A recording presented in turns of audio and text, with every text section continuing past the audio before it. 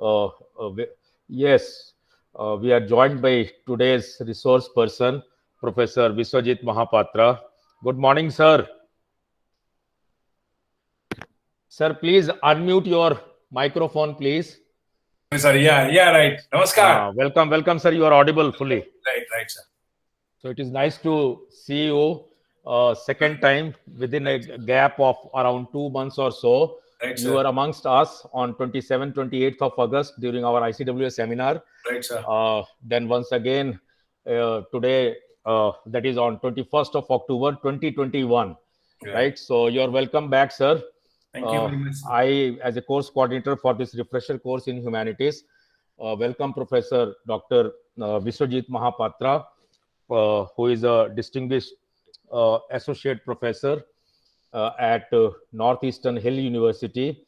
and has command over the subject of ethnicity. Issues like, as I said, was just trying to share with you people. Just 1 second.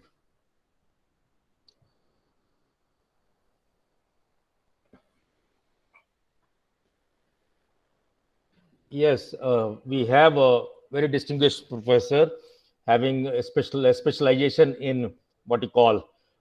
look east policy of governments, right? And now this look east policy, which stands merged with act east policy. So we have a very appropriate resource person for these two sessions, today's two sessions. It is not only look east policy, act east policy. There has been another important development at international level, that is phenomenon of ethnicity. So northeastern states, they have certainly been affected on account of ethnic conflicts, etc. But then Professor Viswajit Mahapatra, he will let us know how this phenomenon of ethnic conflicts, it has to be seen at domestic level, national level, and then how this what you call this ethnic conflicts, sometimes the spillovers will have international ramifications. So without taking much of Professor Dr. Viswajit Mahapatra's time, I extend a very warm welcome to you, sir, amongst these participants of refresher course in humanities at Guru Nanak Dev University, Amritsar.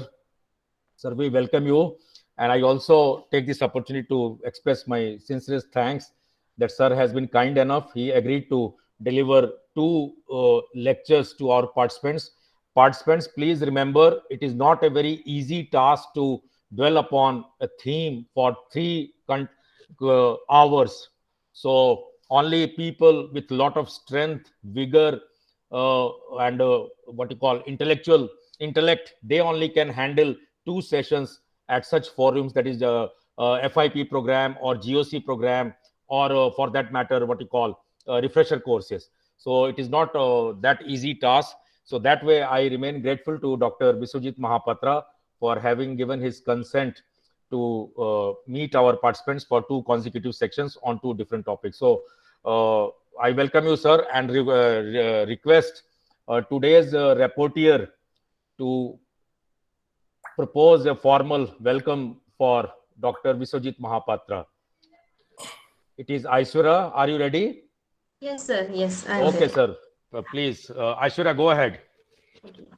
Good morning, Rajesh, sir. Good morning, ladies and gentlemen. I am Aishwarya Jays. I am assistant professor in English from Kerala. I have great pleasure in welcoming all of you to today's first session, especially because we have with us a versatile genius, a prolific writer, and an acclaimed teacher, Dr. Viswajit Mahapatra. He is associate professor in political science department, Northeastern Hill University, Shillong. He holds MPhil and PhD from JNU, and he also directs research programs in international relations in a remarkable manner. He has also attended international programs in Sweden and Thailand on conflict analysis and peace building. He has two books to his credit. Both of them focus on informatics related aspects. He has written a lot of scholarly articles, and the recurring themes in his writings include, as Rajesh sir mentioned, the Look-East policy and the challenges and perspectives regarding India's local self-governance, ethnic politics, gender equality, and the role of informatics. As he is also specialized in international relations, he has also written articles and made presentations on India's relationship strategies with foreign countries, including Vietnam, US, China, Australia, etc. Personally, I was enthralled to read two of his articles. The first one is Indian Diaspora in Ghana, and the second one is Gender Equality and Men. I felt an urge to read the first one, that is the article on Indian Diaspora in Ghana, simply because I am a literature teacher, a teacher of literature, and the notion of diaspora is extremely important in transcultural studies. My respect towards a resource person doubled when I read about his articles on gender equality and men and women empowerment, because even in this 21st century, in the postmodern era, on several occasions we witness gender violence. Okay. All the areas dealt with a resource person,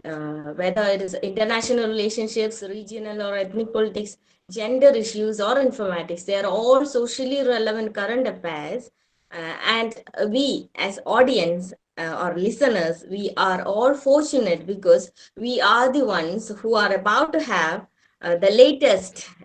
speech by this wonderful man of wisdom who straddles several worlds of experience. Once again, with immense pleasure, I welcome you all to the session. Thank you so much, sir. Thank you, Rajesh, sir. And thank you, Aishwarya. Sir, you are welcome, sir. Professor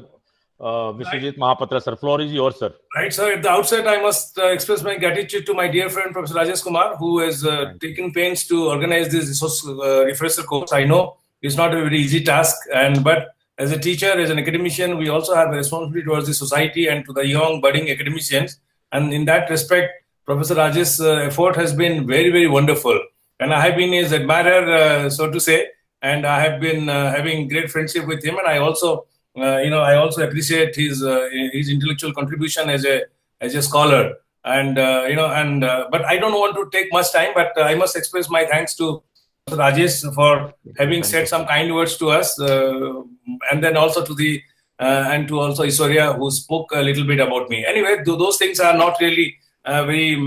they matter to us. But what has happened is that although since this is a refresher course and we need to understand as to how the developments have been going around the world. The first topic, as I have mentioned here, I'm going to talk of ethnicity in the second session. I thought since I come from the Northeast, it is better to talk of our own home situation later rather than bore you with the home situation and then take you to the world. It is something like that. We must come from the world to our own home and compare as to what developments have been taking place and how they have been impacting us, and also will impact in the days to come in our own in our own daily life as a citizen, and also as a kind of a global citizen, so to say. I think the first topic that I have selected for some kind of a deliberation with you is multilateralism. I think multilateralism and the emerging world order tends to be a very, very important emerging disciplinary subject, which tends to be concerned with the citizens of the world who are trying to look forward to a life filled up with peace and prosperity. And in that context, I think everybody tends to turn over the newspaper to see as to how the world has changed in the last 12 hours or 8 hours that we tend to go to sleep, and tend to become familiar with the developments, and also try to compare as to how the coming days, including the current day, will be different from the rest of the life, or it will be somewhat filled up with hopes and fulfillment of our own wishes. I think when you talk of the present day world, all the time, whenever we go to any seminar, any discussions, any TV talk, people tend to take two sides. Somewhere some people will be very happy to delineate the world situation as filled up with multilateralism. Some people tend to be rather painting a pessimistic scenario in drawing out a scene as to the world is probably going away from multilateralism, and the emerging world order will probably be again dominated by the single most important global power, we call it big power or superpower, that is the United States of America. And they also look forward to the fact whether the countries that they are citizens of will be able to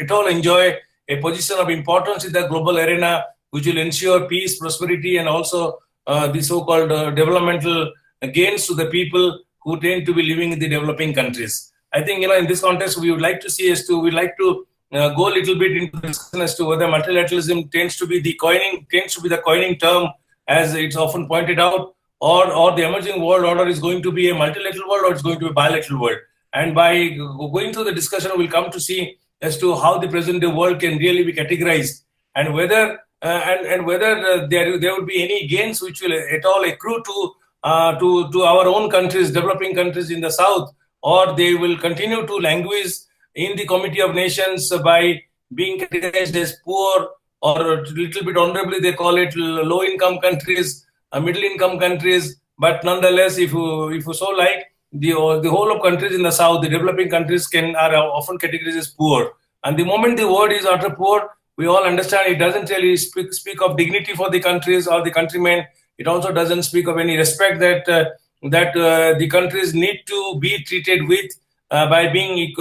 member of the Committee of Nations as an equal nation, and also their demands are not paid any more attention to. I think when you talk of the recent decades, we tend to understand that the whole recent decades, right from 1990s, we can see that after the end of the Cold War era, which had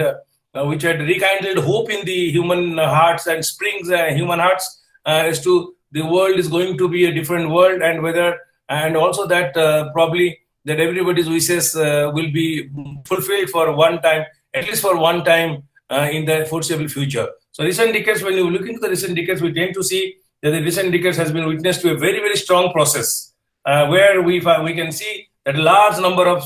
states tend to have been very, very successful in raising their voices against the kind of hegemonic influence which is being exercised by United States of America and other relatively big powers against the hegemonic practices which are being practiced by them, which tend to cause more harm to their development rather than fulfill any of the wishes. So when you talk of this hegemonic power being exercised against the so-called developing countries against which they have been able to raise voices, they tend to be primarily concerned to the area of geopolitics. These voices which have been raised by the developing countries have been primarily concerned to the area of trade and also primarily economic cooperation. Why we tend to select these three areas as core areas of importance where the developing countries and the developed countries must come together as friends and should be able to boost each other's development, simply because these three core areas tend to exercise much more importance, much more significance as far as the developmental wishes of the poor countries or the countries of the south is concerned, and that is where the whole world development tends to have been centered on. And I think when we talk about these countries, poor countries having been able to raise voices against the big power, we have to also remember that this tends to have rekindled hopes in the other developing countries who tend to have not raised voices for a kind of a sustained demand of a multipolarity, which is which theoretically tends to promise equal respect, equal gains, and also equal distribution of resources, which has been a long pending demand in our world's history, which certainly would ensure development in the so-called poor countries of the south. I think we have to remember that the rising demand for multipolarity tend to have made the developing countries very, very dominant global and regional actors. Why? And we also need to understand that this rising demand for multipolarity, which has acquired strength, whatever strength, we don't have to really categorize the qualitative strength qualitatively or quantitatively, but we should understand that certainly the world has seen a rising demand for multipolarity, and this tends to have also made these so-called poorer countries of the south to be treated as powers to reckon with in the days to come or in the near foreseeable future. And this rising demand for multipolarity has also had the effect of checkmating a big power. We know that when we have had examples in the history of our own world where NAM was a kind of a very strong and powerful movement at one point of time, and because of the sustained demand which was made under the portal of non-aligned movement which was set up in 1961 onwards, tend to have been responsible for a kind of a new world order which was categorized with the so-called process of decolonization of the erstwhile colonial countries, which gave rise to the granting of independence to the poorer countries of the south. So this kind of a multipolarity which was in the world history has certainly acquired a kind of a momentum in the last decades, and it tends to have made the developing countries to be treated as a power to reckon with in the future, and it has also had the effect of checkmating the policies of big power vis-a-vis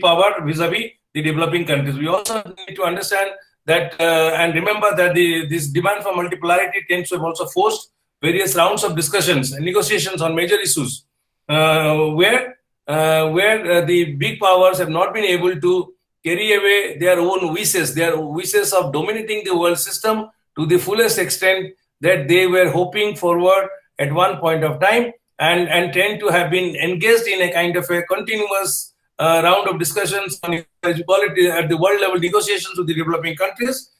for a long time so far. We know that how this rising demand of multipolarity or the rise of consciousness amongst the poor countries of the South tend to have been able to keep the big powers in check as far as the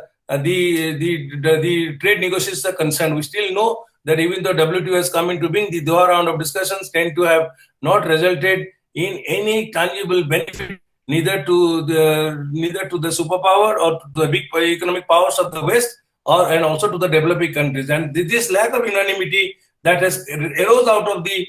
demand for multipolarity and the rising consciousness among the developing countries for a kind of a multipolar or multilateral world system tend to have not only contributed to a logjam in the successful diplomacy of the West, it also tend to have assured some kind of benefits to the poorer countries. I think, and this lack of unanimity is the more important thing, and that is probably at the core of the demand for multipolarity. That shows that as to if you do not listen to the poor developing countries of the South, the world big powers cannot have their say as far as they want to dominate the world economic and political system. I think this new development that we see in the context of the unsuccessful culmination of the Doha negotiation, this new development tends to have led to setting up of groups like BRICS, which tends to comprise of nations like Brazil, Russia, India, China, and South Africa, and it has also tend to have contributed towards the strong energization of a group of countries, which is developing countries, which is known as G20. I think we all knew that there was G77,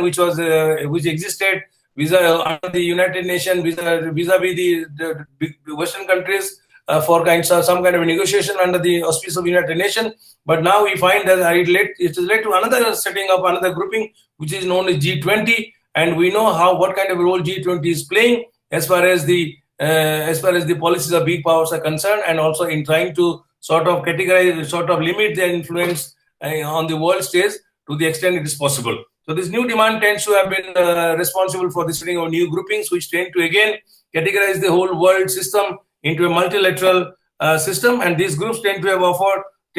been very, very successful simply because and why they are taken into account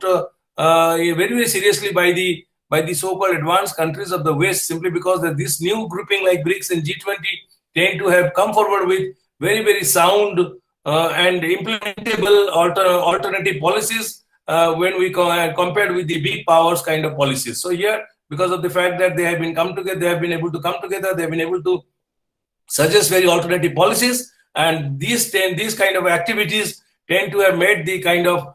developing countries groups to be very, very powerful on the world stage. We also have to remember that these groups tend to have been also able to play a very important role as far as the emerging world order is concerned. I think whenever we talk of the meeting like G8, which is again a group of the rich countries of the West, including Japan and Germany, you'll see that the G20's views are often given the due importance in their deliberations simply because of their efficient and effective contribution to the world development, so to say, and that credit goes to the developing countries for having asserted some kind of a unity. I'm not talking of the unity in the large sense of the term, but some kind of unity and solidarity that has been able to reflect their position vis-a-vis the developed countries of the West. I think when we see the situation, I think when you look into the how does the world intellectual resource base tend to look at such a situation where we find there's an emergence of the so-called lower and middle powers in the international scenario, which are not only trying to acquire more and more strength with the passage of time, and also their activities in checkmating the policies of the big powers. The commentators tend to have looked at this phenomenon as development. They tend to have made the emerging multilateralism as a much more complex phenomenon, because when you find that as I used the word logjam in the sometime before, we tend to understand that this logjam tends to have been categorized as a very, very complex world system, so to say, which tends to have been in place because of the rising assertiveness of the developing countries, and also the so-called, as we call it, so-called indulgence of the world powers, the world powers that be on the world stage. So these commentators tend to have looked at these developments as contributing towards the emergence of a multilateral world system in a much more complex manner. In other words, if you talk of a world order today cannot be categorized as a very simple system of being dominated by A or B country. And here we find when everybody is trying to assert, we find that it tends to be a much more complex emerging multilateral system that has come into being. And we also find that the commentators tend to categorize these developments as nothing but challenging the policy framework which was being suggested by the so-called rich countries of the West. In other words, these commentators tend to take it very positively that the assertiveness of the developing countries tend to be in the nature of a challenge rather than in the nature of acquiescence, which tends to stand for acceptance of whatever the so-called big powers tend to prescribe for the developing countries on the world stage, including in the United Nations. And we also find that the commentators tend to also say that this kind of a changingness by the developing countries in the context of the rising multilateralism not only has brought about a change in the policy framework which is being talked about and adopted gradually on the world stage, it has also led to the big powers. It has also forced the great powers to be engaged in a race in order to be able to develop more and more friendship or intensify the relationship with the so-called developing countries in their race to be able to carry on with their hegemonic policies on the world stage. So in other words, had there been no multilateralism, there would have been no competition amongst the big powers, including United States of America, China, in order to be able to win over more allies to their side, so as to be able to continue with their policy of hegemony vis-a-vis that of the countries of the South. So, and in this race, the consequence that emerges out of this big powers race to win over friends and allies seems to have resulted in the big powers to enter into some kind of a bilateral arrangements with several developing countries in order to, which are known as strategic partnerships. So strategic partnership, we tend to understand that this is again a kind of a development or a consequence of this kind of a assertiveness of the developing countries, and also their contribution in trying to bring about a change in the world order, which was otherwise known as a hegemonic world order, which was being dominated by one single power after the end of the Cold War. That is the United States of America, who is treated as a hegemon because of the dominance, because of the power, because of the influence that it tends to enjoy on the world stage vis-a-vis the other 191 plus countries who tend to be member of the today's United Nations system. So here we find that while this complex multilateral system tends to have given rise to the new concept like strategic partnership, where the big powers are trying to compete with each other, including our friends in the nature of strategic partnership. We also find that this strategic partnership, we should understand conceptually, is nothing but aimed at amplification of their capabilities in order to control the so-called newly emerging regional power on the world stage, who tend to have become very, very significant actors on the world scenario. So here we find that theoretically, thereby we find that one can very well see that in this kind of a competition to win over friends and allies, not only the developing countries tend to be treated with a lot of significance, a lot of respect, a lot of importance, because we should remember that before 1991, we'll find that many of the countries in the South were not being treated very well, simply because they were treated to be voiceless, they were rather silent, and they were also they were not able to assert their power vis-a-vis the developed countries, and that had made them to be, if I am permitted to use the word, to be confined to the dustbin of history. And now with this kind of rising voices, they tend to have the circle tends to have undergone a complete change, 360-degree change, and we find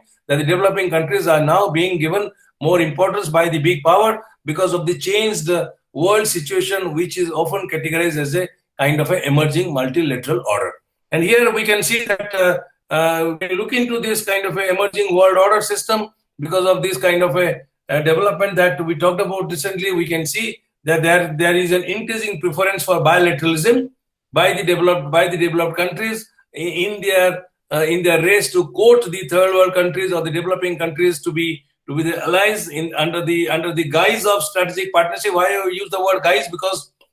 as I said a little while before, the strategic partnership that is often entered into by the developing countries with the developed countries tend to be again not in a kind of an equal framework. But that is a kind of another discussion that we will do sometime later. And here let's remember that if we look into the present day world, we can see there is an emerging preference for bilateralism over multilateralism, simply because that the multilateralism also, we should remember that multilateralism also cannot be devoid of bilateralism. But bilateralism can be understood as being part and parcel of the emerging multilateral world order, where the countries tend to group together either bilaterally or multilaterally to usher in a kind of a new world order, which is expected to be to the benefit of the whole world as such. But nonetheless, we should remember now that there is a kind of increasing preference of bilateralism over multilateralism, and also there is a rising danger. It is felt that it will also probably leading to the rising danger of halting the power of democratization of international relations. As we know, if you talk of the international today, the democratization that was accompanied by the decolonization tends to have not only resulted in the emergence of a strong system of governance in the developing countries, but also has been able to usher in some kind of a prosperity to the developing countries and to the people at large within those respective countries. But when there is a race for multilateralism, bilateralism over multilateralism, there is commentators tend to express a fear that probably it may lead to the danger of halting of democratization of international relations, which probably may again bring in a kind of a situation where probably the developing countries might miss the bus of their development as has been their hope. That is how the strategic partnership, although international commentators like and scholars and researchers tend to go gaga over multilateralism, but we probably sometimes tend to overlook the danger that probably is inherent in the kind of a newly emerging world order, which might have the tendency to take the countries into a different direction than what it is being ideally proposed to us on the world stage. So here we find, and also that the commentators tend to express the fear that this rising preference for bilateralism over multilateralism can also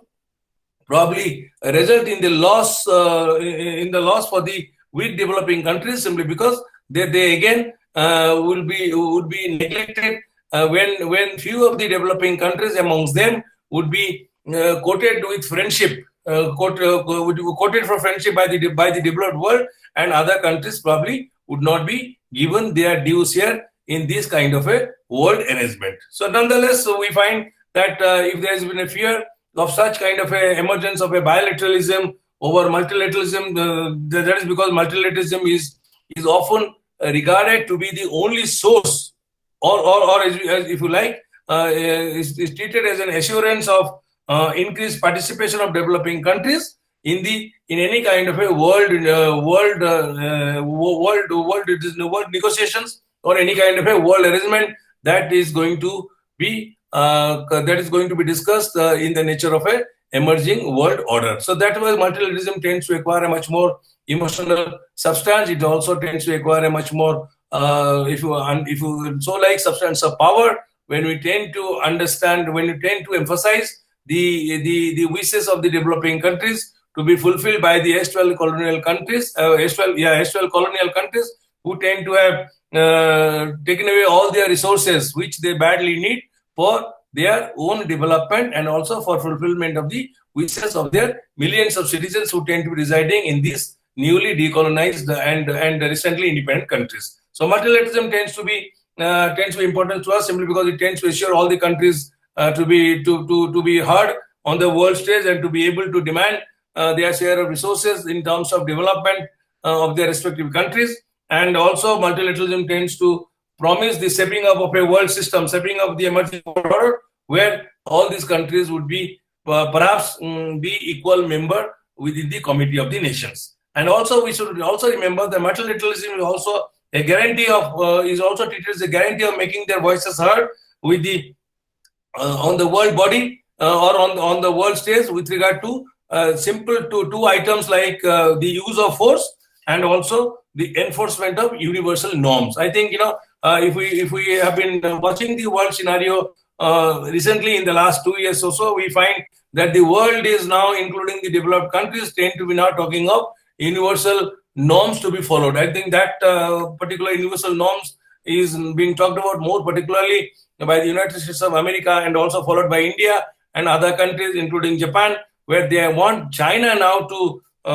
have a kind of a rule-based action or rule-based activity on the South China Sea, which tends to be of great importance to all the countries whose transportation, whose commodities are transported over the Indian Ocean. But nonetheless, we must remember now that at least with regard to the use of force, which often has been indulged in, resorted to by the developed countries, including United States of America, now the developed countries tend to understand that if there is a multilateral world order which can be brought into being, at least developing countries would be able to prevail upon the developed countries who are highly militarized, and as you know, there are also nuclear powers which tend to often threaten the security of the poor countries. If for any purpose or any point of time they tend to feel that their interests are not fulfilled or their so-called basic selfish interests are not honored by the developing countries, and also with regard to their violation of universal norms, which should have been, which are assurance of equal respect and equal dignity for the developing countries. I think when you talk of the use of force, we will know how the United States, after the collapse of the Soviet Union, tends to have created a kind of an anarchical international system where it has also used the United Nations to attack the smaller countries compared to the United States, and tend to have brought, if I say within quote, tend to have brought not only ignominy but also almost disaster to the countries in the West Asia, primarily, so to say. Anyway, so here we need to understand that the developing countries tend to understand that at least with regard to use of force, which is often indulged in as a kind of a weapon, as a kind of instrument to twist or to change the world order to the favor of the Christians of the West, and also as regard as the observance of the universal norms are concerned, the developing countries can only they can only be heard only when there is a multilateral world order. So here we find multilateralism tend to have great significance primarily to the developing countries than to the developed countries of the West. So multilateralism tend to if we look into multilateralism, we can see very well in the world today. The multilateralism is no longer limited to that of the states. It is also now tends to be reflective of an inclusive world order, which is inclusive of various regions and other actors who tend to have capability of profoundly changing the present day emerging world order. In other words, the multilateral world order, which is trying to emerge because of the activities of the developing countries, tend to be not only confined to the states, it tends to be also emerging as a kind of an inclusive world order, which is not only inclusive of states, it also inclusive of other regions, other regions and states who tend to have shown enormous amount of capability of being able to transform the so-called emerging world order into a kind of a multilateral world order. And here we find alongside the multilateralism, alongside the activities of the so-called developing countries of the South, we can see that there are also the multilateralism also has given rise to the efforts of on the part of the big powers for strengthening the bilateral relations with the countries of the South, which tend to which has been challenged by the developing countries, and tends to also pose a challenge to the rising of multilateralism on the world stage. So here, when you talk about this kind of a situation which is now emerging, we can always remember that multilateralism also has the hope of making the developing countries equal and also significant power in the emerging world order. So multilateralism, if we're talking about, we find that the developing countries tend to be going in the right direction in order to be able to be not only heard, but also in order to be able to secure their, what we call it, the due and genuine interest vis-a-vis the developed countries on the world stage in the so-called stepping of a new world order, which by their activities would probably result in the emerging in the so-called multilateral world order. That, so to say. Why I'm saying probably simply because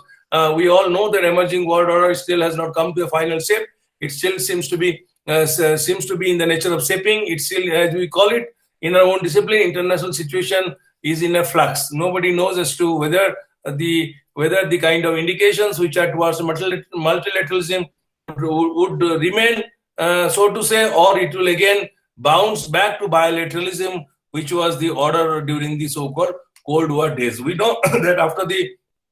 last Cold War is over, anytime there is a kind of a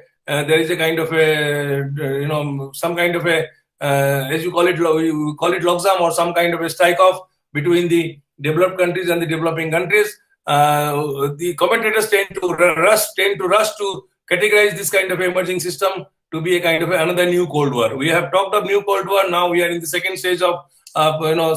new Cold War. When one doesn't know whether this is really a Cold War or there is another thing. If you talk of India-China conflict, we can also see they also tend to express their fears that probably this would again lead to some kind of another Cold War era between in the region, so to say, as was seen during the Cold War era. But nonetheless, we know that the emerging world order tends to be in a flux, tends to be still in shape, and tends to have not acquired a final shape, which probably would be able to assure the developing countries of their respective gains that they are looking forward to. And one still doesn't know that whether any sort of less activism on the part of the developing countries would make world any more safer than what it is today by the activism of the so-called developing countries of the South. So here we find, when we talk of the Cold War era, we need to see as to how in the aftermath of the Cold War, how the world has really been, and we will come to know whether this world has been anyway. The present world is anyway better than the world it was there in the post-Cold War era, or it has really gone for a qualitative change. So when you look into the Cold War era, or in the aftermath of the Cold War era, we saw that the US had become the only one global hegemonic power which was unchallenged by any other power or any other country. And we saw that in the aftermath of the post-Cold War era, after the collapse of the Soviet Union, not only United States remained the only superpower, as we so to say, and there were also differences among the commentators and policy analysts regarding the permanence or durability of United States as a hegemon, so to say, to be there in the foreseeable future. And also among the commentators, there's also difference that with regard to the declining power of the United States in the aftermath of the post-Cold War era. We have seen how the international relations situation has been described to be a hegemonic system. It has also been described by the other set of commentators to be characterized not by a hegemon, but by a weakening or declining power of the superpower, which tends to have contributed towards the emergence of a different kind of a world order. So here we find yet when you talk about these two kind of bipolar views, we can still we have to keep in mind that yet we cannot underestimate the hegemonic role that is being currently played by the United States of America in the emerging scenario of global politics. We all know, even if whether we agree with the commentators, that the US is still a hegemon, which tends to have a large amount of influence, unparalleled influence on the other member nations of the United Nations, and tend to be commanding their policy directions in the direction of shaping of the world, or we agree with the counter views of the other commentators, which tend to rather paint the declining power of the United States of America. We still have to remember that the United States, no matter whatsoever, tends to still exercise a kind of a power which is in the nature of a hegemon as far as its relations with the developing countries is concerned, and also as far as the world politics is concerned. I think in this context, if we talk of the Afghanistan situation, we'll see that the United States, with certain withdrawal from Afghanistan, tends to have been also painted in two different ways. While the developing countries tend to look at it as a withdrawal because of the declining influence of the United States of America, the Western countries tend to view that US withdrawal as something which is in the interest of the United States of America. So here we find that nonetheless, if US would not have had some influence on the developing countries' actions and policies, probably the United States would not have been talked about even after it withdrew from Afghanistan, simply because it tends to have contributed towards the emergence of some kind of a regional security threat, including the threat of terrorism in the region, which tends to be comprised of some kind of a destabilization process as far as our own regional security is concerned. But nonetheless, we tend to remember that US still remains a hegemon, whether we agree with the fact that the US is a hegemonic power or it is a declining power. But nonetheless, US still has substantial influence on the other countries' policies and actions as far as their location in the South is concerned. And the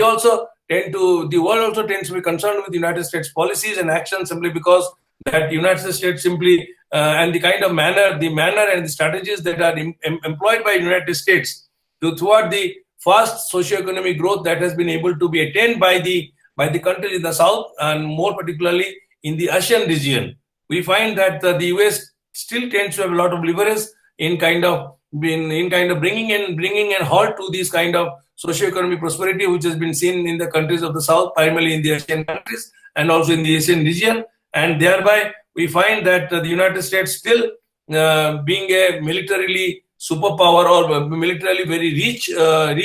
can still threaten the countries if the countries of the South do not really listen to the policy prescription of the United States of America, which tends to make United States to be treated as a very, very powerful nation, which tends to still have a last say and which can still bring an halt to the gaining ascendancy of the developing countries to counterbalance the US supremacy in their neighborhood and also in the world at large. In other words, we find that the counterbalancing power of the southern countries probably can be brought to a halt if United States tend to and United States very much possessed of the ability to not only to thwart the socio-economic progress and also the rising demand for multipolarity of the southern countries. That is how the United States still, we will see that international relation expert still tends to respect United States with a lot of awe, with a lot of fear, and also, as we say, with a lot of respect. It's not a bad word in the international, with a lot of respect that United States tend to deserve of as being the so-called, as we call it, the most capitalist, the most developed countries of the world, and also as a very, very militarily powerful country. So, as far as when we talk about the Asia or Southeast Asia is concerned, we can see that Asia tends to be known as a very known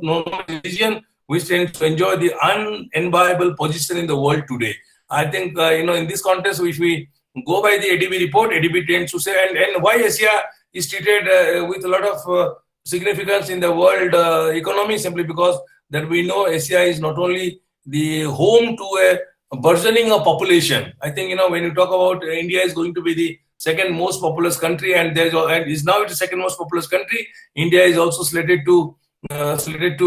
overtake China in 2050 as the world's most populous country. This rising population may be having a problem as far as our resource uses are concerned, but nonetheless, this emerging size of population of India and the rest of Asia, and also the kind of market purchasing power that these people will have vis-a-vis the world economy, tends to make Asia to be an unenviable region and tend to make Asia to be a region which needs to be paid serious attention to as far as world economic development is concerned. We also know that Asia tends to have done very well. As we talked about the Southeast Asia, there are 4 tigers which did very well with the US support, and they are still the more developed economy along with in the whole southern countries or in the south. We also know that Asia has the required leadership and required resources which are being looked forward keenly for the development of the world economy, and also for the historic rise among the global community of nations that the world is looking forward to between the 20th century and up to the 2050. So that is where, and as if you go by the ADB report, the ADB tends to say that there will be a sizable increase of middle class, something like 3 billion Asians, which would be able, because of the economic prosperity or economic development that is going on in the Asian region, this 3 billion additional population would be in a position to enjoy the kind of lifestyle, the kind of life that the Europeans have been enjoying so far, which talks about the sizable increase of the middle class. And we know that if you talk of India, I think this is just to mention that why, if India tends to be taken very seriously as an economic power by the US and the world, simply because that there has been a prediction that probably instead of 300 million middle class, there will be very soon by 2025, 500 million middle class people would be there will be the size of the middle class in India would be 500 million, which demonstrates an unviable and unparalleled purchasing power, which would enable the Indians to spend that much more money in the world market, which will certainly boost the world economic development and also probably world economic prosperity. And that is how I think, even if we tend to look at population in a different sense when we talk within the country, but to the world economy, rising size of the middle class tends to be of great importance because of the promise of high expenditure, or as you call it, high disposable expenditure by the middle class as far as their consumption of world's luxury goods are concerned, and also their contribution to the development of world economy. So with this additional 3 billion Asians said to enjoy the lifestyle of the Europeans, Asia tends to have become a kind of an area or a region of importance. And then we say that we are also saying that Asia could also account for over 1/2 of global output by the middle of this century, according to the ADB report. So here they say that if the world GDP is going to rise, although because of pandemic there has been a talking of negative rise, where we say that probably countries like India tend to have minus growth in this year and also next year. But nonetheless, the ADB tends to have predicted, although this is a pre-pandemic report, but I don't think there will be much change between the pre-pandemic and the post-pandemic economic forecast. But we find that the Asian Development Bank remains committed to the fact that Asia could account for over half of the global output by middle of this century, and that will certainly bring about a significant economic transformation in the world economy, so to say, and which probably would be able to contribute towards the growth and prosperity of the countries of the world at large. So these potentials that we talked about recently tend to have characterized the future of the region as we know, very popularly called within quote Asian century. So this term is called because they say that Asia is the home where people must come back to, including the developed countries, simply because not only there will be assurance of economic growth and prosperity, there will also, the world capital will also stand to gain much more because of the investment they make in Asia, and because of the promise of high return for the investment, and also because of the fact that Asia could also be playing an important role in the altering of the world situation, or if you like, world order, which is emerging with every passing day into a different kind of a world order compared with the pre-Cold War world order, which was a kind of a hegemonic world order, and which was not even a democratized world order, which we were looking forward to. So that is how the future potentials of Asia tend to have been categorized as Asian century, where they say that if Asia is treated differently than what it was being treated before, probably that would certainly lead to an emergence of a different world order compared with the pre-Cold War order that we have talked about. And here we find, so this kind of this nomenclature century, or the kind of future potentials which have been categorized by the world's development bodies, including the Asian Development Bank, tend to have also brought United States back into our own region, and where US is now paying close attention to re-establish and also re-intensify the kind of relationship that it had at one point of time enjoyed with the countries of Asia. And that is where we find that the US is said to be, in this context, we find that not only United States attention has been drawn, it is also China, which has become very, very active in the recent past, which tends to be also interested in exploiting the economic and the other potentials which it tends to require to be to become a regional power or a world power, so to say, vis-a-vis that of United States of America. So that is how we find that if you talk of Asia, you find it is not only now full of news of conflict, where there could be emergence of certain conflicts, or there could be possibility of certain conflict. It also tends to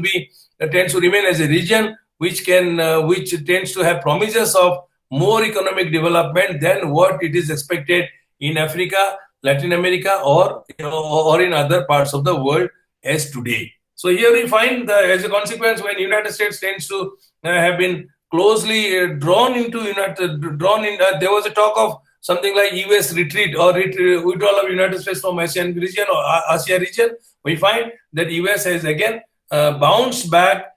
with much more bigger force to intensify its relations with its own so-called allies, and also to be able to checkmate China as far as the search for a world power strategy is concerned, and which, according to United States, would probably be determined from Asia rather than from any other parts of the world. So, to be able to intensify its relations with the actual allies in the Asian continent, we find that US is now employing both soft power and hard power to enhance its relations with its own allies, including India. And that India was, we also now, I think we have recently means in the last decade, we have been talking about Indo-US bonhomie, but we have also seen that how during the last Afghanistan scenario, India was almost cold-shouldered by United States of America compared with today's scenario, where United States tends to look upon India as a much more reliable, friendly power than what it was in the so-called Cold War days. So that way we find that US tends to be employing both the soft power and soft power and hard power to be able to establish relations with its own allies, including that of India, to be able to bounce back with a much bigger force when China seems to be lurking in the background. And we also find that United States intensifying relationship and also tends to improve its relationship with the countries and also trying to keep its hegemonic power intact. We also understand that if US has bounced back into the region, it's only because that while in comparison with the withdrawal of US influence or withdrawal of US from the region, US is now trying to keep up its own hegemonic influence in the region so as to be able to compete with China in other parts of the world, including that of in Asia. So the additional factor for US growing influence in the region tends to be the occurrence of several border conflicts that India tends to be engaged with China, and also many of the forms of conflict that it sees to be taking place or to have the potentiality of occurrence, particularly as we call it in the Indo-Pacific region, or so to say over the question of South China Sea. So this since US is now caught up with China in a kind of a competitive scenario, US tends to have additional reason to come back into region because of the fact that China tends to be exercising a kind of a policy which is destabilizing India and also Chinese eyes on the India's territory, which tends to threaten the so-called regional peace and security in the Asian region. So here we find that the America tends to accord a lot of primacy to India and also its allies in Southeast Asian countries, simply because that there is a largely held belief that if Asia has been so peaceful in the world in the last, so to say, 40 years, it is only because that because of the America's primacy that America had accorded to the region, and which had been able to keep at bay other interested powers from creating any kind of conflict in the region. So the developing countries, including Asian countries, tend to feel that it is because of America's primacy that Asia and the ASEAN region tend to have been so peaceful. And that is where in this context we have seen that how during President Obama's time, the United States again resurrected its own policy, which was categorized as rebalancing Asia's pivot, because Asia tend to have been a pivot which will reset the world order than what it was before. So here we find, as far as China is concerned, we find that since US is caught up with China, we find that China seems to be consistently making various moves to challenge America for regional leadership and also on the world stage, so to say. And we also find that China over the last few years, we have seen that China has also shown a kind of an aggressiveness, which was not very unheard of, but which was forgotten for some time, because China was constantly paying attention to its own domestic development. And we find that over the years, China's recently shown aggressiveness over the border issue with India. We know that at Doklam and also at Galwan, we find this tends to be threatening the world order, which tends to be additional factor of drawing the US attention into the region. We also find that the recent Chinese incursion into India's territory and its actions over the South China Sea, where we find that China tends to fly its planes over the contentious areas, which are almost like a no-fly zone, and which tend to be showing a signal of almost confrontationist stance vis-a-vis United States of America. These actions over South China Sea tend to have,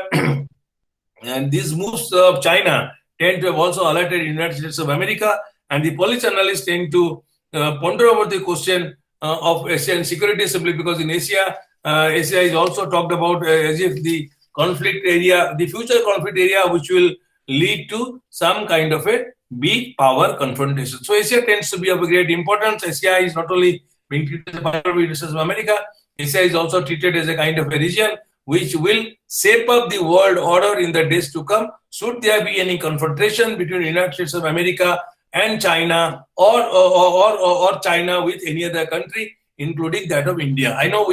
every day we probably read about in the newspaper that China is not only going to vacate the border areas which genuinely belong to India, although the Chinese-India-China border is not very clearly demarcated. We talk of various lines, but we know that the area is not clearly demarcated, but also because of the forcible occupation of India's territory by China, and now with Chinese refusal to withdraw its forces even after the 13th round of India-China commanders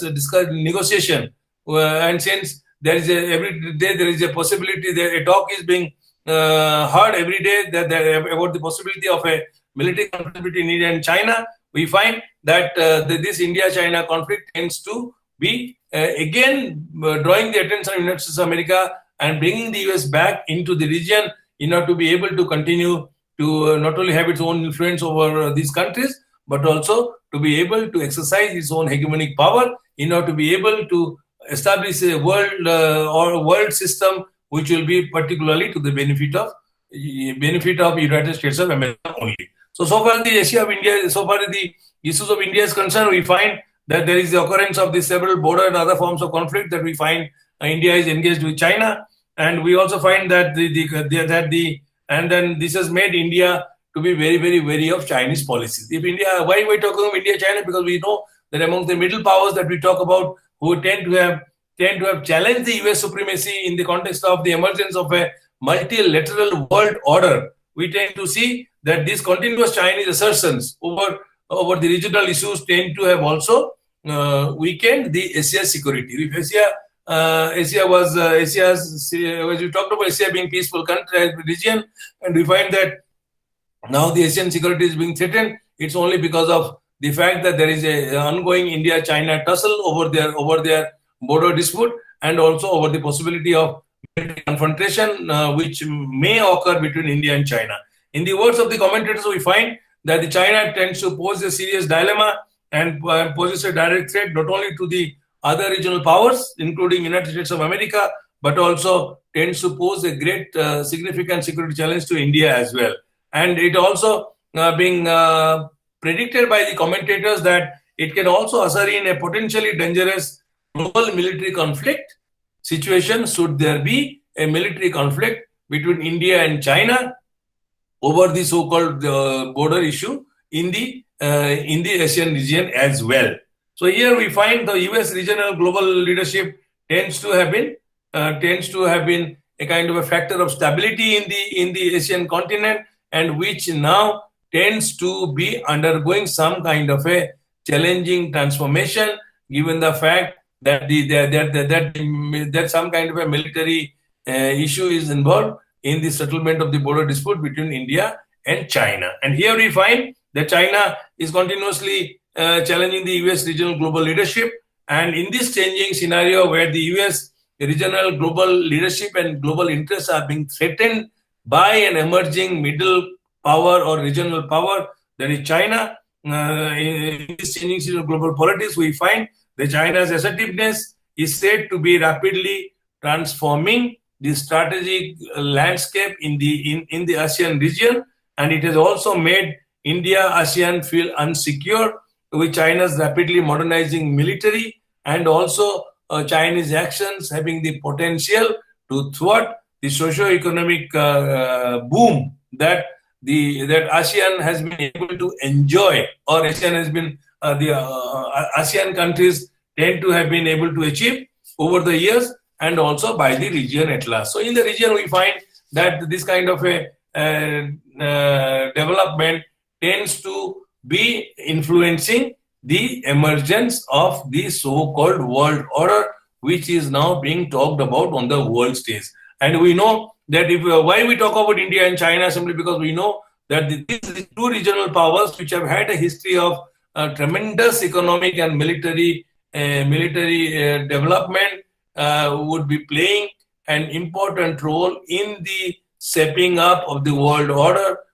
which is being categorized, as we said in the beginning, a multilateral world order, or it will contribute to rise of multilateralism. In other words, we find in this context where India and China tend to be logged in some kind of a conflictual scenario, we find that US strategy of rebalancing towards Asia tend to have been adopted by United States of America under the Obama administration, which brought back United States back into reckoning in the region so as to be able to continue to exercise its own influence over its own allies, and also to be able to checkmate China in the region, so to say. And this was and we find that this US rebalancing over Asia towards Asia, or you could say rebalancing Asia's pivot, we find this was also a policy to counterpose China, to checkmate the rising threat which was coming from Chinese actions, and also its various economic and military policies which it was pursuing in the region, which were nonetheless in the nature of a threat rather than in the nature of any kind of a friendly gesture. So here we find that further India's military importance and as an emerging power tend to have also continued its journey over the last years. We know if the whole world is now scared of India-China confrontation, despite the fact that not only both the countries are nuclear countries, but and also they also seem to be having a kind of a high military, highly staffed military forces, which India tends to be categorized as the fourth largest military. China is probably the second largest military force in the world, because the United States happens to be the largest military force in the world, and because of the fact that not only because of the nuclear power, because of their highly staffed military forces, and also because of the fact that both of them happen to be developing countries which have had economic boom, so to say. This India-China military conflict tends to occupy the world's attention, simply because not only the emerging world order will be challenged in the sense it will be reshaped by their non-participation, and also the world order would also probably undergo a huge transformation towards the negative if these two regional powers tend to be engaged in a conflictual scenario and tend to be engaged in, as we call it in the nuclear days, in the process of MAD, mutually assured destruction, which will again ensure the importance of United States of America as the world singles hegemon. So because of the fact that their conflict will be contributing towards the re-establishment of a hegemonic world order as it was in the pre-Cold War situation, the India-China conflict tends to occupy, or India-China's policies, whether they lead to conflict or lead to development, tend to be treated as a major factor simply because that it has got a relationship with the emergence of the world order of states as it is emerging on the world stage, so to say. So India's military importance as an emerging Asian power tend to be going on its journey so far. We also find that India's growing closeness with Asian countries tends to have also continued, particularly in the aftermath of the Lukist and Actist policies. We also find India is also able to receive support from the ASEAN countries for its various policies, which it enunciated under the Lukist or Actist policies. We also see that in the region that United States supremacy, both in the Asian neighborhood and also in the world, tends to have further continued with a much more force than what it was there in the days when it was talked about the United States withdrawal from the region. And also we find it is also believed that these kind of development that India has been able to achieve, and also the growing supremacy of the United States is believed to be able to prevent China from gaining any kind of ascendancy over India, the United States of America in the region, and also in the world stage, so to say. And this is also believed that such kind of development that India has been able to achieve as a regional power in the region will also counterbalance China and its influence in the region, and also will keep the region away from any kind of a military conflict, any kind of a big military conflict where China and US probably would not get engaged. So here we find that India is also successfully been able to challenge China as far as Chinese policies are concerned, and also the policies of China over the rest of the world is concerned, because that India being able to rise up to a level to be able to challenge China and to be able to checkmate China in its own way of conquering territories illegally, or in other words, to be able to snare the so-called developing countries into a debt trap by promising in the beginning a huge amount of liberal assistance, economic assistance on a high interest, and later on holding them to ransom by forcing them to hand over their various areas of territories of economic importance to China, tend to have halted China in its own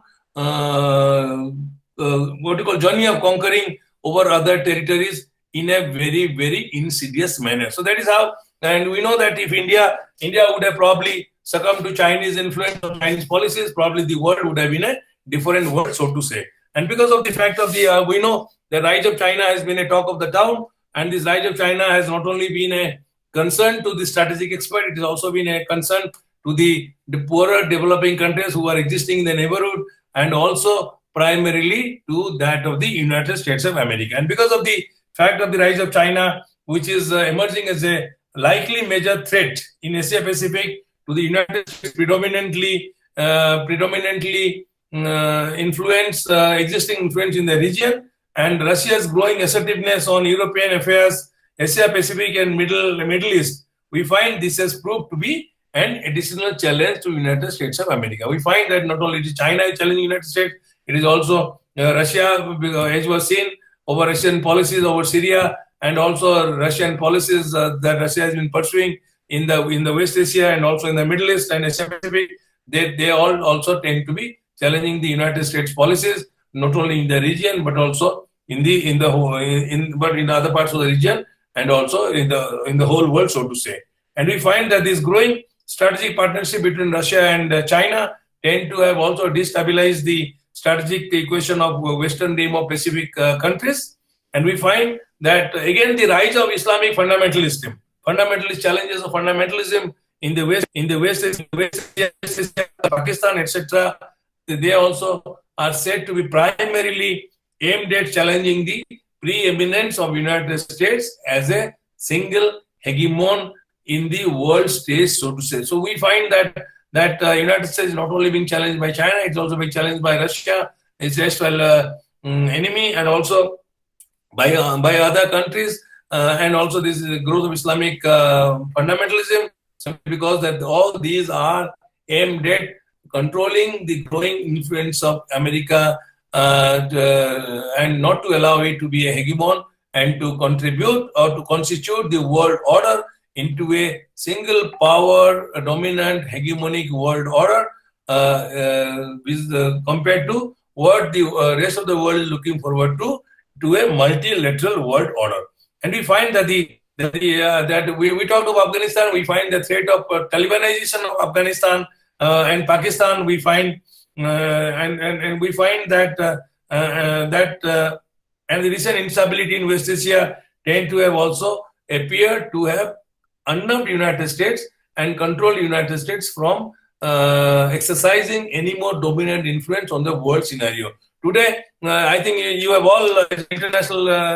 researcher, you have always versed as to how the Biden administration has been able to pursue its policy in a much more different manner than Trump. So it's simply because that US now has realized that it is no more in a position to dominate the world order unless it is accompanied by its own strategic allies, including India, simply because it is now being challenged by very many countries, as we talked about a while ago, and the United States probably will have to revoke its policies. If at all, it has to be a power to reckon with in the so-called world which is emerging with every passing day. And here we find that the US has been forced to go in for search of newer and newer stronger allies, in contrast to its erstwhile Cold War alliances, to face the emerging formidable global challenges which it is coming up with or coming up against from China, from Russia, and also from other countries, so to say. And if you look into a little more into US policies, we find the US has also realized that the vibrant democracy in Asia can perhaps become its natural allies and natural partners to overcome the challenges which it is facing in the region of Asia and also in the other regions. That's why you find that I think we have heard as to how US has been using spread of democracy as a kind of instrument, simply because the US believes that probably democratic allies can be a much more, so to say, if we can use the word, pliable allies to United States of America rather than the non-democratic countries. Although it is said that the US tends to work with the non-democratic authoritarian regime in the various countries who are in power, but US still looks forward to have these democratic countries as natural allies, simply because it doesn't tend to regard the non-democratic countries as very, very natural and reliable allies as far as own policies are concerned. We need to remember that if US has been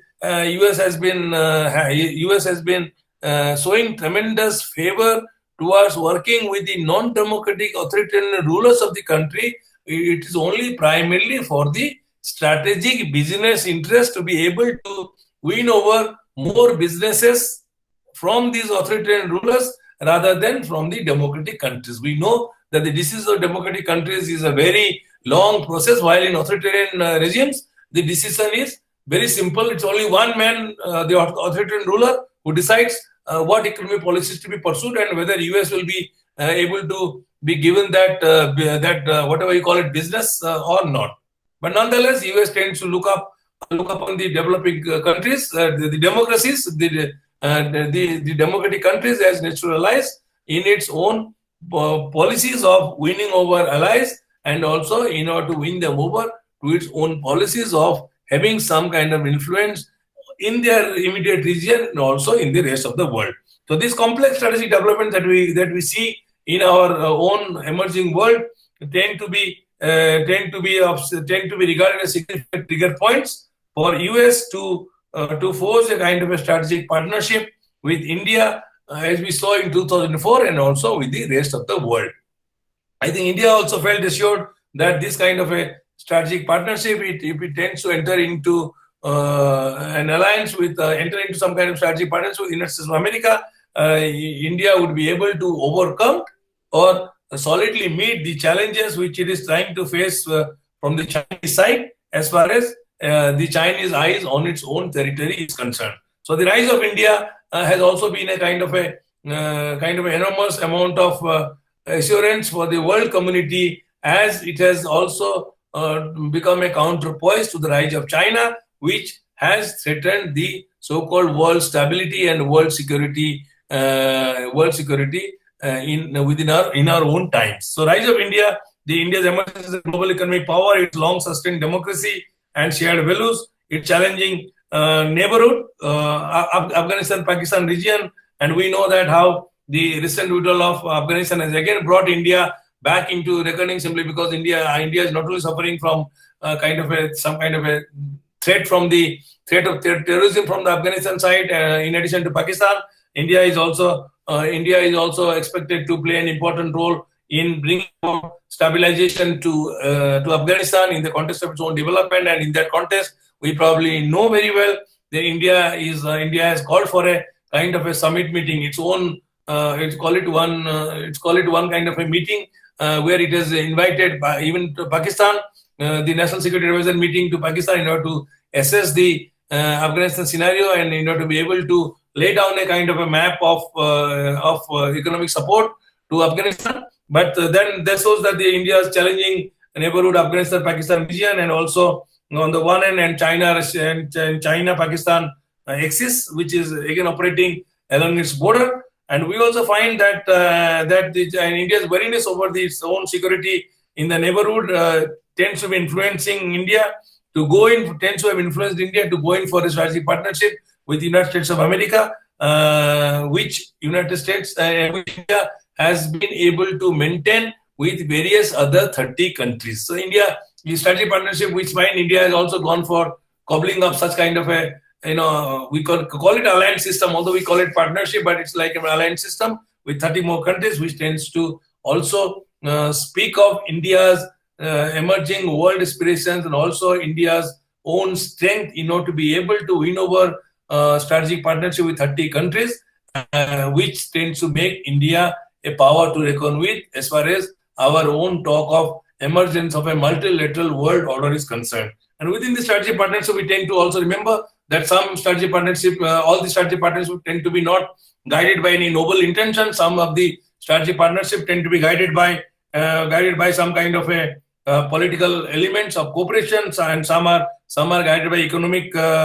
decisions, and some are also security driven. So, but nonetheless, what is of importance to us is to know that India has been able to cobble up an alliance system which now tends to comprise of 30 countries with which it has been able to enter a strategic partnership. So we could see very well as international relations scholar or even I know teachers coming from English, but then we also remember that how as citizens, since we tend to look forward to our own security of the country and security of the self, we find that this kind of an alliance system tends to be now giving rise to a regional collective security security system which will be able to threaten any kind of an misadventure by any other power which may be interested in not only in threatening the country but also in threatening the security of the whole region. So here we find that these strategic partnerships are many shades higher as they cover wide-ranging issues within the bilateral relations, and which tends to be bordering on defense, security, health, trade, and also investment, so to say. I think it has to be in this context. I think to conclude that it is to be noted that these strategic partnerships have other strategic partners as well. So 30 countries plus India plus each of the country having partnership with other countries tend to be giving rise to almost like a collective security which will be able to exercise a lot of influence in the setting up of the world order, rather than which will be multilateral, rather than will be a bilateral world order, as you were saying to say. And we find that it can be pointed out that India-US partnership also, although we have this strategic partnership, they often have the potential of running aground simply because the countries tend to have partnership with other countries, and which probably can pose some kind of a challenge, because they may prove to be contrary if the countries tend to have relations with other countries which are antagonistic to some of the other countries which are again locked up with some kind of a military alliance. But here we have to remember that the emerging world order, as we talked about the kind of various actors, their policies, and the kind of developments which are taking place both in Asia and also the rest of the world, we can see that the emerging world order can be seen to be marked significantly different by as such, as we call it, bilateralism, with countries entering into all kinds of bilateral partnership with other countries, with the hope of a kind of with the hope of a secure multilateral world order, which seem to be as far as a far cry in the earlier times. And here we find then, and here we see that this is this kind of a rising stage of rising spectrum of bilateralism, which is now going to contribute towards the stepping up a multilateral world order, tends to be arising out of the, as we call it, failure of the United Nations collective security system, which tends to be responsible for the emergence of bilateralism and also subsequently contributing towards the rise of multilateral world order, as we can see emerging in our own midst. I think with this I will stop here. There's and then if you have any questions, we can still have questions. We have 10 minutes. I wanted to keep 10 minutes here. I think it's almost like 10 minutes, so to say. If you have any questions or any kind of comment to make, you are most welcome to make.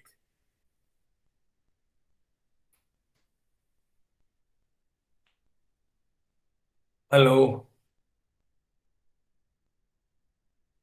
Dear friends, did you hear me? Was the sound clear? Because I have no idea to hear whether you heard me correctly or not. Yes, sir. Yes, sir. You are audible enough. I thought even if you are not from political science, but then in our own discipline we have a saying that whatever you may do or say, you may not be interested in politics, but politics is interested in you. That is how the whole country depends on each one of us, and we cannot just say, well, I don't belong to this discipline, that discipline. Even we cannot say we don't belong to English, simply because that each of the discipline tends to contribute towards making a nation. I think you have those famous titles: the making of a nation, the birth of a nation, and all these are interdisciplinary. And now if we talk of the world, today you will see the world is interdisciplinary rather than any more confined to any particular discipline. I hope this kind of a changing world must be of great importance to us, even if you do not participate in the India's military defense policies. But nonetheless, you can see that India being engaged with China and being threatened by China or by any other power across the border is of great importance to us, simply because that the nation security, our security is now dependent upon the nation security, and the nation security is also dependent upon our own security. If you feel secure, the nation will also feel secure. You are most welcome to pose a question or to make a comment or whatever, because you come from different parts of the country, and you are also, I believe, as a teacher, you are also experts in your own respective field, where you probably can also contribute your own thought to setting up of our own world, our own mind, and also the world order, so to say. Good morning, sir. Morning. Thank you so much for such thought-provoking and detailed discourse. Sir, my query is that in this multilateral world, what we are experiencing, that on one hand, there is retreat of democracy in many parts of the world, and on the other hand, we are witnessing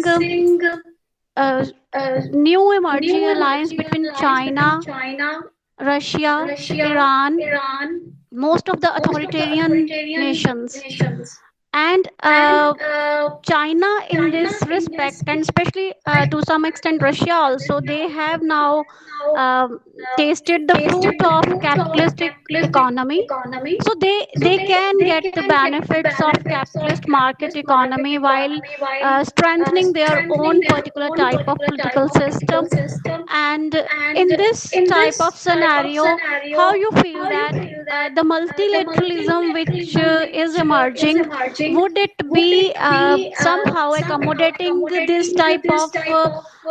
alliances within the multilateral system? And there would be clear-cut competition between the democratic capitalist political system alliance on one hand and authoritarian wedded to market economy on the other hand. Thank you so much, sir. Well, ma'am, the question is very interesting, but we need to understand there's been, after the US withdrawal from Afghanistan, previously there was a talk of China-Russia axis, then we talked of China-Pakistan axis in their own region, and now, when you look into the world emerging strategic landscape, we see that China, Pakistan is also there, China, Pakistan, Russia, Iran, they probably are trying to constitute themselves into a kind of a pressure group, by forming alliances with them, so as to be able to challenge the United States of America. I think, why the emergence of such an alliance is of great importance, because, as you know, this bilateralism is being practiced at one end, and there is also multilateralism. When you talk of China, Russia, China, Russia, Iran, and Pakistan, these are they not yet formed the group. It's only the world strategic thinkers are trying to say probably these four countries would be able to exercise great influence on a particular region, and probably would be able to checkmate the United States should it go into a kind of a exercise of authoritarian policies as a hegemon. But nonetheless, we all remember that this bilateral, because in China, Pakistan, Russia, and Iran, we also know Russia, Iran, they tend to bilateral relations. Russia, China tends to bilateral relations. We know the Russian president goes to China, and how the Chinese president also pays a visit, and this has been a kind of recent bonhomie. It was not there during Cold War days. It was almost like devoid of any such bonhomie. So these kind of emerging alliances, which are bilateral in nature primarily, we certainly aimed at both at, as you said, the bilateral alliances, which are strategic partnership, tend to be, some are security driven, some are economic driven, some are also political driven. Politically, if they come together, that is going to have some kind of a significance vis-a-vis United States policies are concerned in the region. And also economically, as we know, that when China is trying to conquer the whole world by its, as you know, China, in our own discipline, we say China has deep economic pockets where, where India cannot give more than 100 billion to any country, China is able to advance 1,000 billion countries. And we know how the Chinese policies of OBAR, one belt, one road policies, which was housed in the language of economic prosperity for the countries, tend to have almost, as per the recent reports, tend to have dragged 40 countries into a kind of a debt trap. And so, so while China is assuring the capitalist benefits for itself in the nature of economic development, but it is also posing some kind of challenges to the survival of these poorer countries who, having been snared by China in terms of liberal economic support, now are being held ransom to it and are being forced to adopt to Chinese policy prescriptions as it has been as it is dictated by itself. So that's why we in Sri Lanka, how Sri Lanka having been, I think if you go to Colombo, the highways are very nice just because they say that it's built in China. But what we forgot to remember that it was built at a very heavy cost, which probably Sri Lanka did not have the money to pay for. And even now it doesn't have the capacity to repay the Chinese loan. So in the process, it has been forced to hand over the Colombo port. If you now go to Colombo, you'll find that while Colombo should necessarily belong to the sovereign control of Sri Lanka, but now a part of the Colombo port, which is of strategic importance economically, has been handed over to China for about 99 years. So that way, yes, how yes, China sir. Hambantota, sir. Yes, sir. Yeah. Hambantota is another one that is again was handed over much before Colombo because of again the Chinese policies of deep pockets and trying to show some kind of forthwith willingness to Sri Lanka for economic development, but it was like a debt trap. If you find India is opposed to Chinese over policy or to China's CPEC policy, it's CPEC policy, that's only because that India is, as a developing country and also as a leader of the developing world, tends to be wary of these countries being caught up in a debt trap, which over a long period will again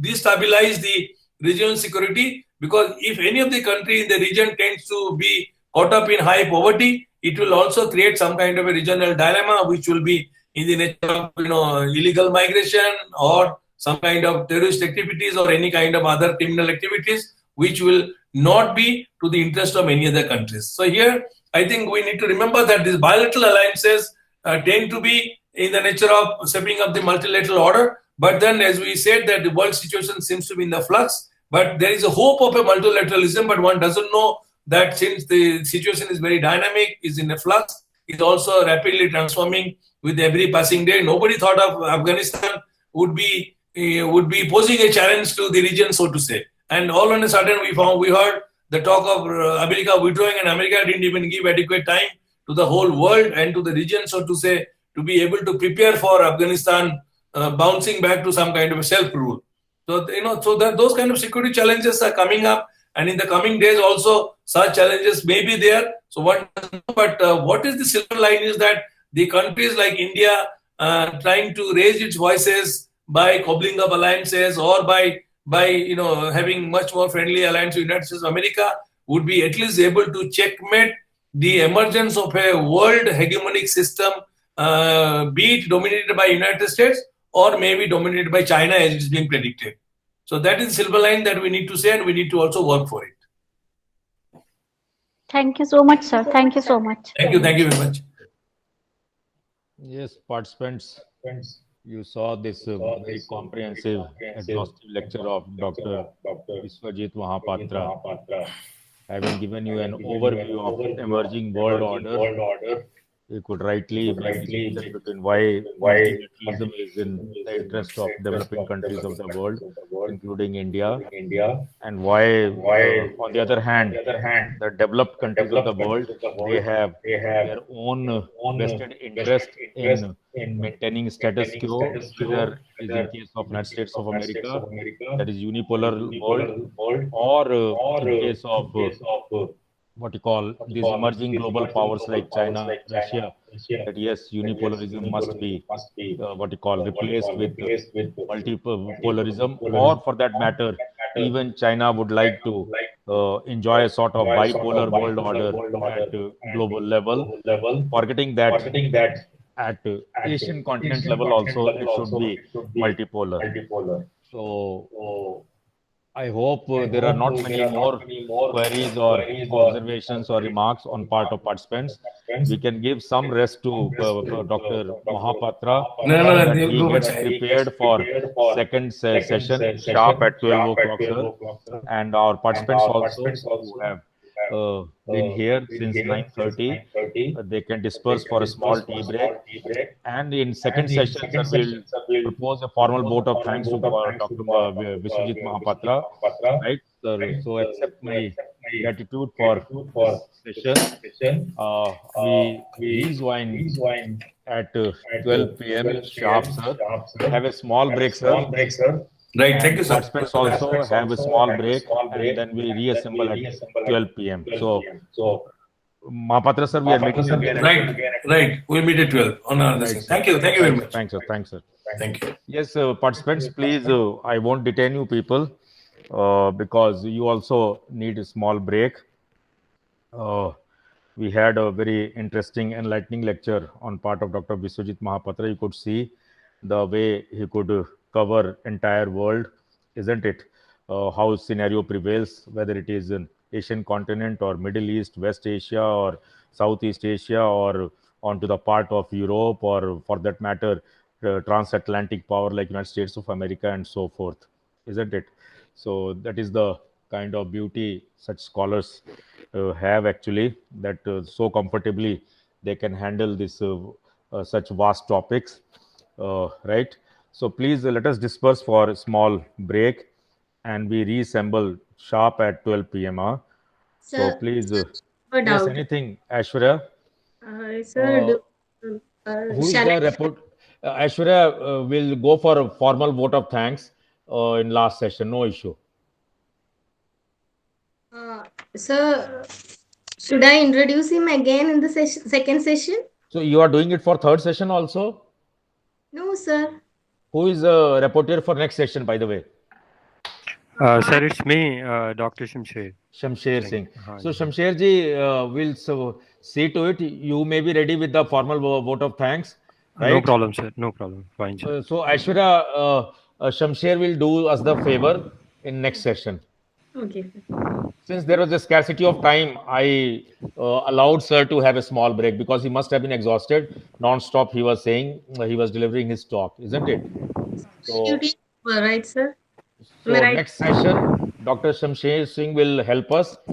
in proposing a formal welcome as well as proposing a vote of thanks. ठीक है जी, शमशेर जी? Right, sir. Right. Fine, sir. Fine. And Aishwarya, tomorrow morning you have to present the report in black and white, Okay.